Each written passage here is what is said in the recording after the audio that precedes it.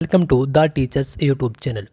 10 very most important question directly और उसके साथ काफ़ी सारी एडिशनल इन्फॉर्मेशन आज की इस 10-12 मिनट में हम देखेंगे। एचटेट सीईटी या फिर मेंस एग्ज़ाम के लिए आपकी काफ़ी हेल्पफुल यह वीडियो रहेगी। First question, Punjab high court Chandigarh कब लाया गया? 4 आपके सामने ऑप्शन है, लेकिन मैं आपको डायरेक्ट इसका आंसर बता देता हूँ। ऑप्शन सी 1955 में लाया गया था। जो आज आप ये हरियाणा पंजाब हाई कोर्ट देखते हो, यह चंडीगढ़ में कब स्थापित हुआ या कब लाया गया? तो 1955 में। 1955 से पहले क्या सीन था, एक बार ध्यान से समझिएगा। यह है तो आज की तस्वीर है, आप ध्यान से समझिएगा इस चीज़ को। देखिए 1919 में सबसे पहले स्थापना होती है पंजाब हाई कोर्ट की। अब पंजाब क्यों बोला मैंने, क्योंकि उस समय पर हरियाणा भी पंजाब का ही हिस्सा था, तो पंजाब के नाम से सभी चीज़ें होती थी ऑफिशियली, जो कागज पत्रों में होती है। तो 21 मार्च, इस डेट को आप याद कर लो, कहीं पे लिख लो, क्योंकि ऐसी डेट्स काफ़ी बार पूछी जाती है। तो 21 मार्च 1919 को पहली बार पंजाब हाई कोर्ट की स्थापना हुई, और वह भी कहाँ पर? लाहौर के अंदर। लाहौर के अंदर हुई, क्योंकि तब हम आज़ाद नहीं हुए थे, यानी कि पाकिस्तान और भारत एक ही हिस्सा होता था। तो लाहौर के अंदर इसकी स्थापना हुई। और 1947 में, जो यहाँ पर 4 की 4 डेटें लिख रहा हूँ मैं, तो चारों इंपॉर्टेंट है। तो 1947 की बात करते हैं। 1947 में जो हरियाणा पंजाब हाई कोर्ट था, तो वह शिमला स्थानांतरित कर दिया गया था। शिमला शिमला शिमला क्या कर दिया गया था? स्थानांतरित। क्योंकि क्या था, हिमाचल भी क्या था तब इकट्ठे, तो ये सब थे। और 17 जनवरी 17/1/1955, इस डेट को 1955 को शिमला से चंडीगढ़ स्थापित किया गया था या स्थानांतरित किया गया था, जो आज का आप ये हाई कोर्ट देखते हो। और 1966 में क्या हुआ, जब हरियाणा अलग हो गया था, है ना, तब फिर हरियाणा और पंजाब दोनों की राजधानी क्या बनी? चंडीगढ़। उसी टाइम पे 1966 के अंदर। और तब हाई कोर्ट भी क्या रहा? दोनों का एक ही रहा। तो इतनी बातें आपको ध्यान रख लेनी है। और एक दो बात और अभी इसमें एडिशनल इन्फॉर्मेशन के रूप में आप ले लो। पंजाब जो हाई कोर्ट है, पंजाब हरियाणा हाई कोर्ट, उसका पहला मुख्य न्यायाधीश कौन था? रामलाल। देखिए आप एक ट्रिक याद कीजिए, सबसे ऊपर कौन है? भगवान श्री राम ही है, ठीक है। तो हाई कोर्ट में भी जो सबसे मुख्य जो न्यायाधीश होते हैं, सबसे ऊपर के जो न्यायाधीश होते हैं, उनका नाम राम से ही शुरू है, क्योंकि अब उनके ही हाथ में है फैसला। तो रामलाल थे उनके पहले मुख्य न्यायाधीश। ओके। और जो सबसे लंबे समय तक रहे हैं, वो क्या थे? अमर। इसको भी एक ट्रिक से आप देखिए, अमरनाथ, उनका नाम था क्या था? अमरनाथ भंडारी। अब देखिए, जो सबसे लंबे समय तक जीता है, उसको वह क्या हो जाता है? अमर हो जाता है ना। तो अमरनाथ भंडारी। और सबसे कम समय तक कौन रहे थे? देवी सिंह तेवतिया। अब देखिए, जो देवी माता होती है, वह बहुत कम समय के लिए आती है, दर्शन देती है। ट्रिक के लिए बोल रहा हूँ मैं, ठीक है।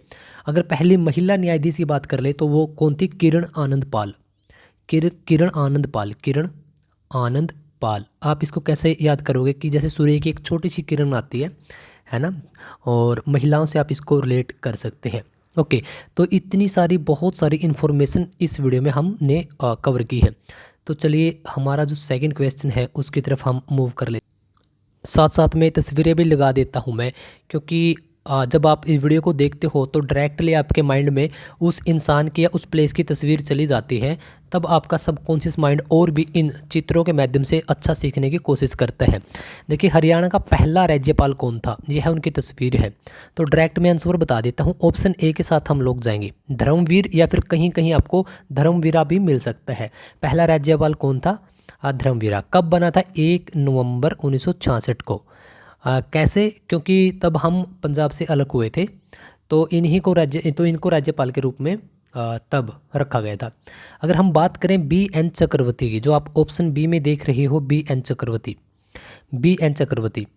तो बी.एन. चक्रवर्ती क्या थे? इनका ये दूसरे नंबर के रहे हैं। ये ये 1967 से 1967 से और 76 तक लगातार लगभग 10 साल यह रहे हैं। और सबसे लंबा कार्यकाल अगर पूछ लिया जाए तो इन्हीं का है, बी.एन. चक्रवर्ती का। अगर सबसे कम पूछ लिया जाए तो वह रहे हैं आपके ओम प्रकाश वर्मा। यह एक हमारे राज्यपाल रहे हैं। ओके। तो इतनी बातें आपको इससे संबंधित याद रख लेनी है। सतपाल मलिक जी भी हैं जो वह अब तो नहीं है, मतलब हमारे पहले राज्यपाल हुए हैं, मतलब इससे पहले 2-3 राज्यपाल बीच में आए, उनसे पहले थे ये खरावड़ गांव है रोहतक के अंदर, तो वहाँ से यह रहे हैं। ओके, तो चलिए हाँ एक बात और, गुजरात के, चलिए वह टॉपिक लंबा हो जाएगा, उसको कभी बाद में देखेंगे। नेक्स्ट क्वेश्चन पर मूव करते हैं। हरियाणा का एकमात्र जिला जिसके नाम पर विधानसभा सीट नहीं है, तो तस्वीर देख के तो आप बता ही दोगे, तो ऑप्शन बी के साथ हम जाएंगे कुरुक्षेत्र। लेकिन इस लाइन का मतलब क्या है, बहुत सारे कैंडिडेट इसमें कंफ्यूज हो जाते हैं, ध्यान दीजिएगा। देखिए हरियाणा के अंदर अभी कितनी सीटें हैं, 90 है ना, अभी कितनी सीटें हैं, 9। तो जो ये 90 सीटें हैं ये पूरे हरियाणा में हैं। हरियाणा में ज़िले कितने हैं, 22। तो यहाँ पर पहली बात तो कि जिला की बात की गई है, तो इन 22 में से ही बात की गई होगी। तो जो ये 22 ज़िले हैं, जैसे कि सोनीपत, पानीपत, कैथल, गुरुग्राम, हिसार, फरीदाबाद, फतेहाबाद, जितने भी हैं, तो उनके नाम पर एक एक विधानसभा सीट जरूर है, लेकिन कुरुक्षेत्र के नाम पर विधानसभा सीट नहीं है। तो यह क्वेश्चन इसी वजह से इम्पोर्टेंट हो जाता है। दूसरी बात करें तो कुरुक्षेत्र के नाम पर ना होकर थानेसर के नाम पर है। थानेसर, स्थानेश्वर बोलते थे आप, है ना, थानेसर, थानेसर के नाम पर है। ठीक है, इतनी बातें आपको याद रख लेनी है।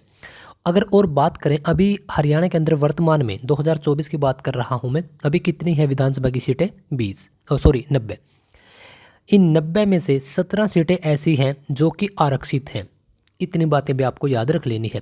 अगर बात करें सर 1966 की, जब हमारा प्यारा राज्य हरियाणा बना था, तो उस समय पर, उस टाइम पर केवल 54 सीटें थी। ध्यान दीजिएगा, केवल कितनी सीटें थी, 54 सीटें। लेकिन इससे अगले ही साल यानी कि 1967 में यह सीटें बढ़ाकर कितनी कर दी गई, 81।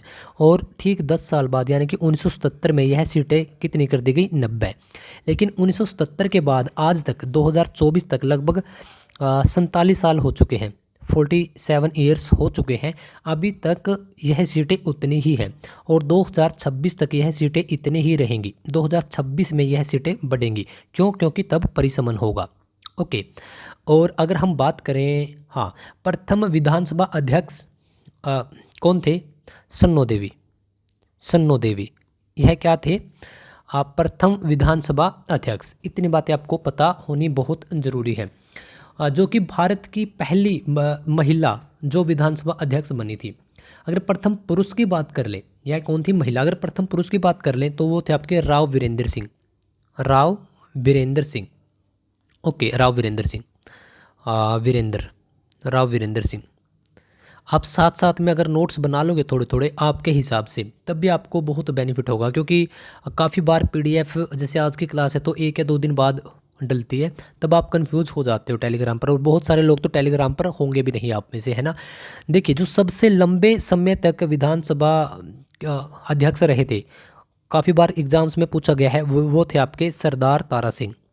सरदार तारा सिंह, इसको आप कैसे रिलेट करोगे, देखिए जो सरदार लोग होते हैं वह काफ़ी, मतलब उनका एक इतिहास रहा है, एक लंबा इतिहास रहा है ना, तो उसी से आप विधानसभा को रिलेट कर सकते हो, क्योंकि पॉलिटिक्स में यह लोग होते हैं और काफ़ी लंबे लंबे समय तक रहते हैं। तो सरदार जी थे वो, मतलब सरदार तारा सिंह थे, इनके नाम को रिलेट कर लेना, ठीक है। और हरियाणा की पहली महिला सांसद पूछ लिया जाए तो वह थी आपकी चंद्रावती। चंद्रावती। और पहली महिला विधायक पूछ लिया जाए वह स्नेहलता, कहाँ से, हिसार से। वैसे जानकारी तो काफ़ी है लेकिन काफ़ी लंबी वीडियो बन जाएगी। यह आ गया आपका क्वेश्चन। हरियाणा विधानसभा की 81 सीटें कब हुई थी, 1967, जो कि अभी हमने डिस्कस किया। स्टार्टिंग में कितनी थी, यहाँ पर थी आपकी 54, और यहाँ पर कितनी हो गई, 81, और यहाँ पर कितनी हो गई थी आपकी 90, और आज भी कितनी है आपकी 90। ओके, तो चलिए नेक्स्ट क्वेश्चन पर मूव करते हैं। संपूर्ण हरियाणा में बिजली किसके राज में आई, very very most important.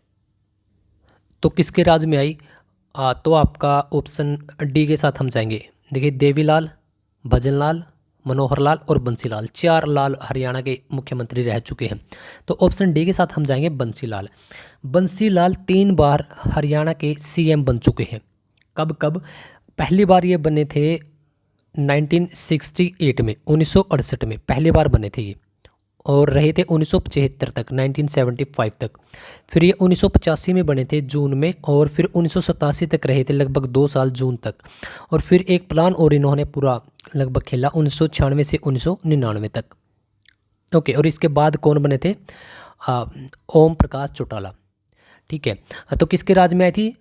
Bansilal के राज में आई थी। और लगभग डेट क्या थी? 1970 में। ठीक है, हर घर बिजली पहुंचा दी गई थी। अगर बंसीलाल की ही बात की जाए तो इनको हरियाणा का लौह पुरुष कहा जाता है। ठीक है, रिलेट कैसे करोगे आप? इस प्रकार से याद कर लेना, जैसे कि कोई भी लोहे की चीज़ है, अगर उसके आसपास से कोई इलेक्ट्रिसिटी की कोई वायर गुजर रही है, यानी कि उसको टच करते हुए कोई तार जा रही है जिसके अंदर से बिजली प्रवाहित होती है, तब उसके अंदर करंट आ जाता है ना। और घर वाले यही बोलते हैं कि भाई लोहे का सामान है, इसे थोड़ा दूर रहना। तो बिजली किसके राज में आई? बंसीलाल के राज में। तो लोहा और बिजली दोनों को कनेक्ट करेंगे तब भी लोहा पुरुष कौन होगा? बंसीलाल। विकास पुरुष भी इनको कहा जाता है, विकास पुरुष। क्यों? क्योंकि देखिए, इलेक्ट्रिसिटी पहुंचाना कोई छोटी मोटी बात नहीं है, और विकास किया था, सीधी सी बात है। तो इनको बंसीलाल को ही क्या बोला जाता है? विकास पुरुष। इसके साथ साथ आधुनिक हरियाणा का निर्माता, आधुनिक हरियाणा, ठीक है, जो आप आज के टाइम का हरियाणा देख रहे हो, ठीक है, आधुनिक हरियाणा का निर्माता, उसकी नींव रखने वाले कौन है? चौधरी बंसीलाल।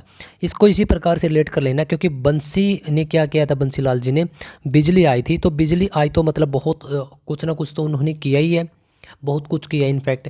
तो ओके, तो आधुनिक हरियाणा का निर्माता भी इनको बोला जाता है। और 1996 के अंदर जब 96 से 99 तक रहे, तो इन्होंने एक हरियाणा विकास करके एक पार्टी बनाई थी, हरियाणा विकास, HVP।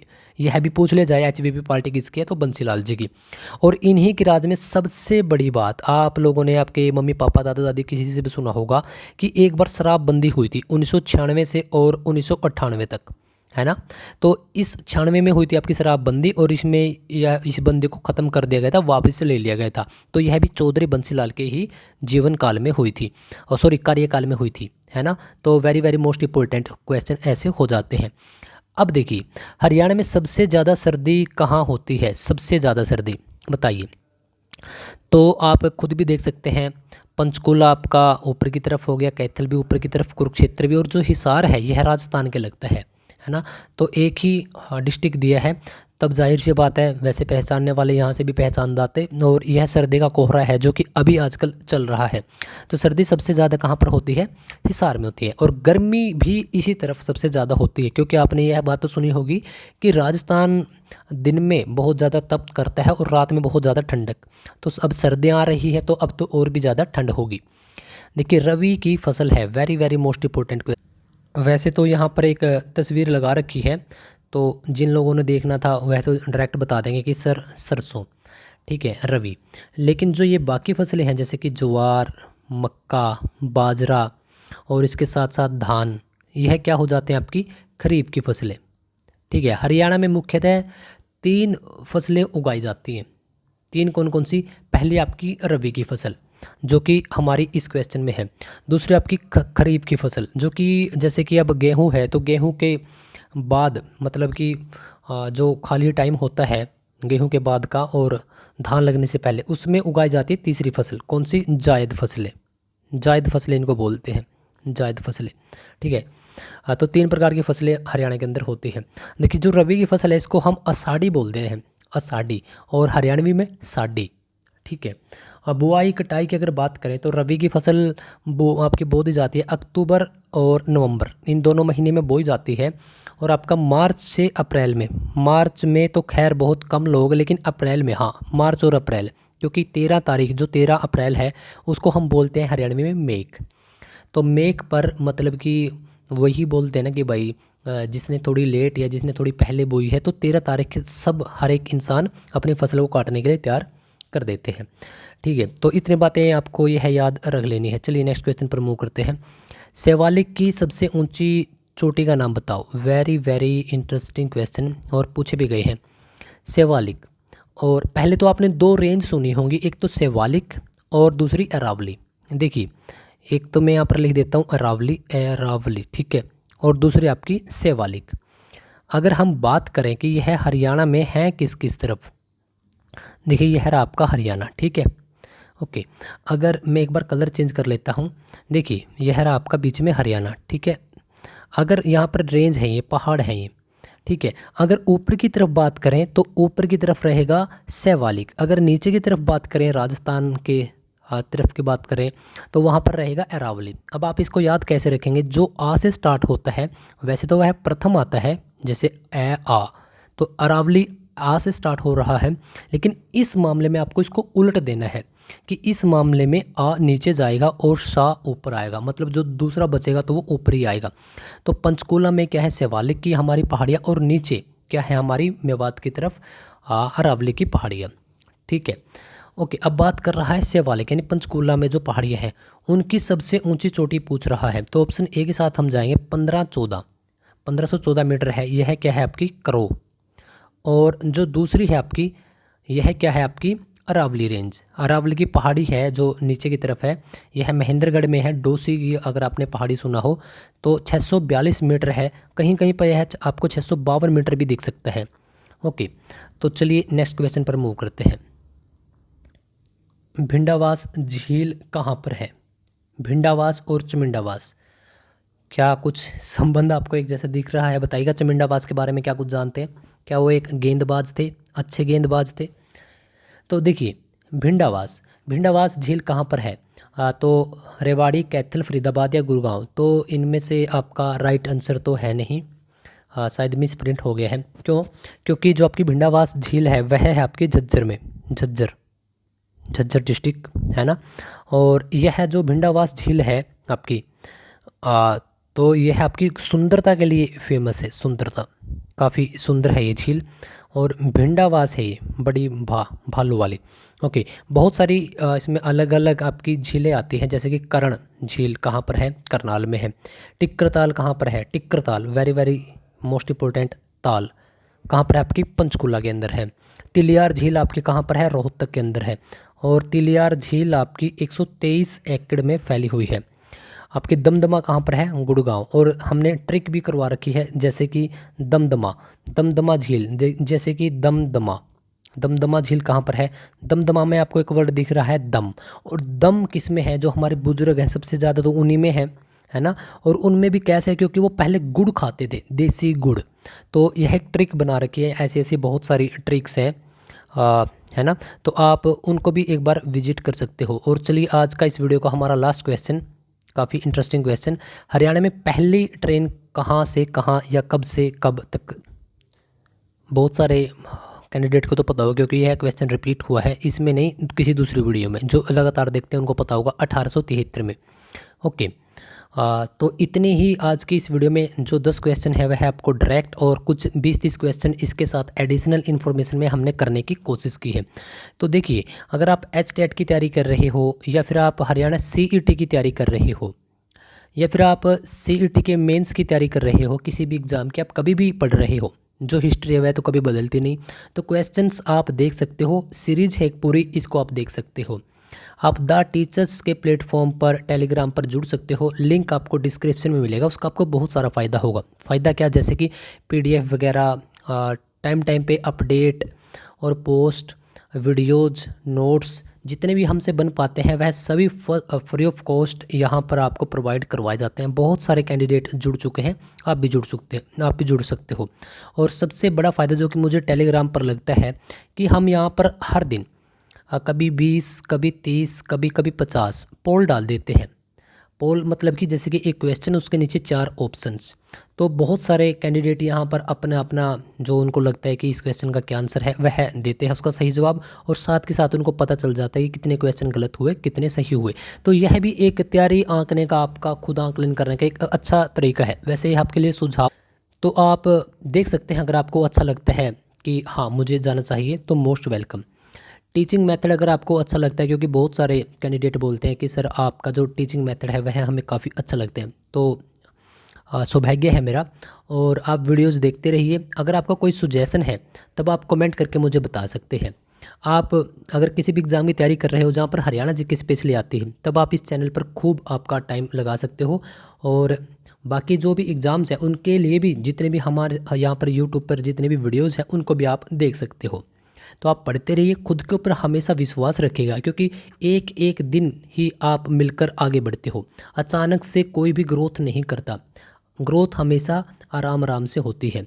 ओके, तो आप जिस भी एग्ज़ाम की तैयारी कर रहे हो, आपको बहुत बहुत सारी शुभकामनाएं और उम्मीद भी है, और भगवान से एक प्रार्थना भी कि आप जिस एग्ज़ाम की तैयारी कर रहे हो उसमें आपके अच्छे मार्क्स आएँ और आपको सरकारी नौकरी मिले, और आप तब द टीचर्स के प्लेटफॉर्म पर मिठाई लेकर ज़रूर आइएगा।